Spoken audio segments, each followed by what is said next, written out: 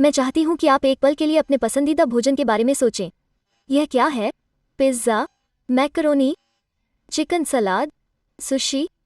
हम सभी की खाद्य प्राथमिकताएं अलग अलग होती हैं, लेकिन भोजन बड़े अणुओं का एक स्रोत है जो जीवन के लिए ज़रूरी होते हैं, जिन्हें बायोमोलेक्यूल्स कहा जाता है। 4 प्रमुख बायोमोलेक्यूल्स हैं जो पूरे जीवन को बनाते हैं। इस वीडियो में हम इन्हीं पहलुओं पर फोकस करेंगे। इससे पहले कि हम 4 जैव अणुओं के बारे में विस्तार से जानें, हमें एक बहुत ही महत्वपूर्ण शब्दावली के बारे में बात करने की ज़रूरत है।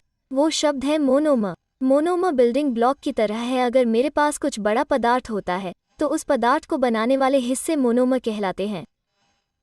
बिल्डिंग ब्लॉक्स की तरह आज हम मोनोमर्स के बारे में बहुत सारी बातें करने जा रहे हैं, क्योंकि हमें यह समझने की ज़रूरत है कि बायोमोलेक्यूल्स किससे बने होते हैं, और हमें बायोमोलेक्यूल्स को समझने की ज़रूरत है क्योंकि वे जीवन के घटकों का निर्माण करते हैं। तो चलिए अब 4 बायोमोलेक्यूल्स का परिचय देते हैं और उनके कार्यों के बारे में थोड़ी बातें करते हैं। हम कार्बोहाइड्रेट से शुरू करेंगे। कार्ब्स। कार्ब्स एक ऐसी चीज़ है जिसके बारे में आपने शायद तब सुना होगा जब लोग डाइट के बारे में बात कर रहे हों। वे लो कार्ब में जा सकते हैं, या हो सकता है कि वे बहुत सारे कार्ब्स चाहते हों। डाइट हमेशा आते हैं और जाते हैं। पास्ता और ब्रेड कार्बोहाइड्रेट से भरपूर खाद्य पदार्थों के उदाहरण हैं। कार्ब्स वास्तव में ऊर्जा का एक बहुत ही महत्वपूर्ण स्रोत है। वास्तव में कार्ब्स का यह एक बड़ा काम है। वे ऊर्जा का एक ज़रूरी, तेज स्रोत हैं। यदि आप एक मैराथन हैं, तो आप दौड़ से एक रात पहले बहुत सारे कार्ब्स खाना चाहेंगे। बहुत सारे मैराथन धावक ऐसा करते हैं। इसे पास्ता लोडिंग कहते हैं। वे मैराथन पर जाने से एक रात पहले एक बड़ा पास्ता खाते हैं।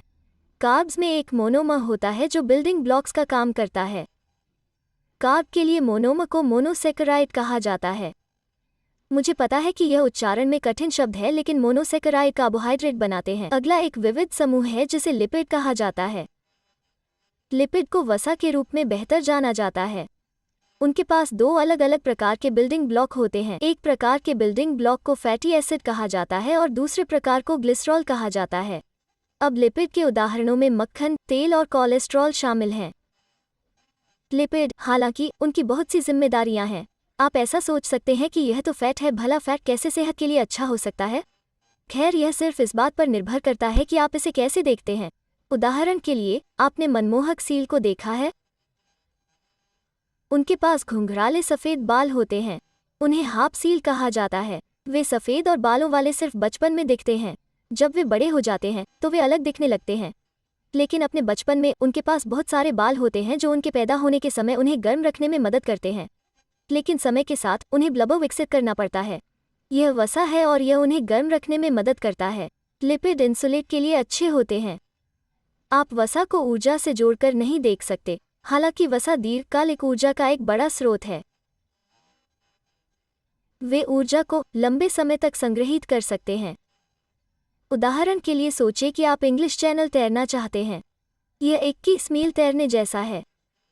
सबसे तेज तैराक 7 या 8 घंटों में ऐसा कर सकता है, लेकिन औसत तैराक के लिए इससे बहुत अधिक समय लग सकता है, तकरीबन 25 घंटे। और इतनी देर तक तैराकी करना बच्चों का खेल नहीं। आप यह सुनिश्चित करना चाहेंगे कि आपके शरीर में पर्याप्त वसा संग्रहित हो जिसे वो इस्तेमाल में ला सके, क्योंकि जब आप उन कार्बोहाइड्रेट को बंद करते हैं, याद रखें कि कार्ब ऊर्जा का तेज स्रोत है, तो आपके पास तब तक पर्याप्त ऊर्जा भंडारण नहीं होता जब तक कि आपके हाथ में कुछ लिपिड न हो। लिपिड भी कोशिका झिल्ली बनाते हैं, इसलिए वे जीवन के लिए बहुत महत्वपूर्ण हैं, क्योंकि सभी जीवित चीजें कोशिकाओं से बनी होती हैं। बेशक अत्यधिक मात्रा में लिपिड आपके स्वास्थ्य के लिए हानिकारक हो सकती है। याद रखें कि यह सब मॉडरेशन के बारे में है। ठीक है, अगला प्रोटीन। जब आप प्रोटीन के बारे में सुनते हैं तो कई बार आप प्रोटीन बार के बारे में सोचते होंगे। विज्ञापन में कहते हैं कि फला में बहुत सारा प्रोटीन होता है और वे मांसपेशियों के निर्माण में मदद करते हैं।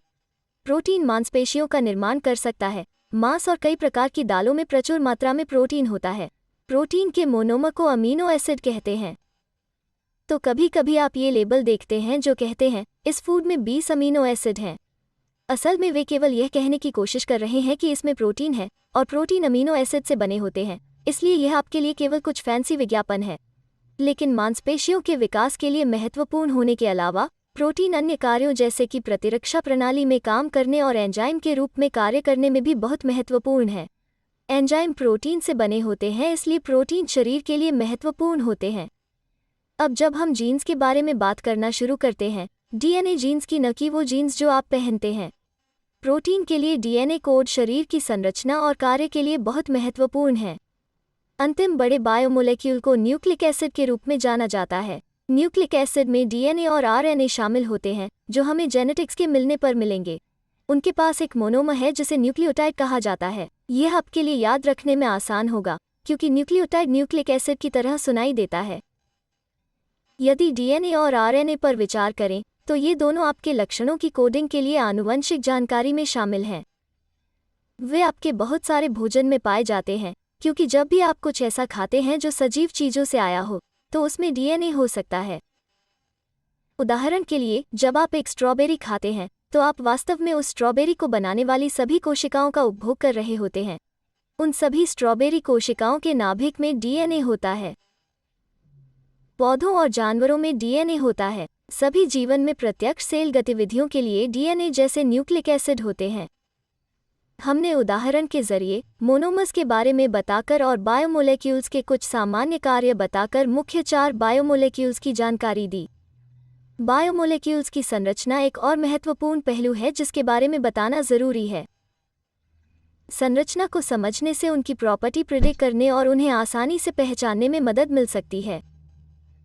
एक चीज़ जो मैं छात्रों से कहना चाहता हूँ, वो यह है कि 4 बायोमोलेक्यूल्स को उसी क्रम में लिखना है जिससे हम गुजरे हैं: कार्ब्स, लिपिड, प्रोटीन और न्यूक्लिक एसिड।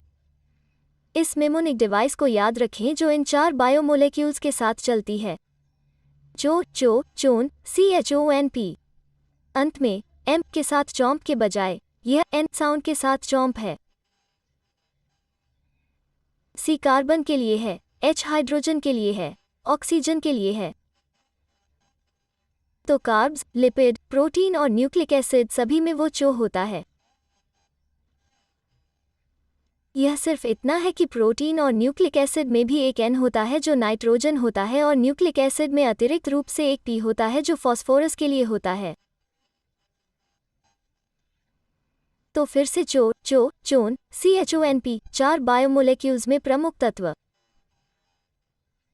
इन तत्वों को बायोमोलेक्यूल्स में अलग तरह से व्यवस्थित किया जा सकता है। जैव अणुओं में तत्वों की व्यवस्था का पता लगाना महत्वपूर्ण है, क्योंकि उस व्यवस्था की संरचना जैव अणु कार्य को बहुत प्रभावित करती है। तो गूगल पर जाकर बायोमोलेक्यूल व्यवस्था के चित्रों की खोज करें। अमीबा बहनों की तरफ से बस इतना ही। हम आपको जिज्ञासु बने रहने की याद दिलाते रहेंगे।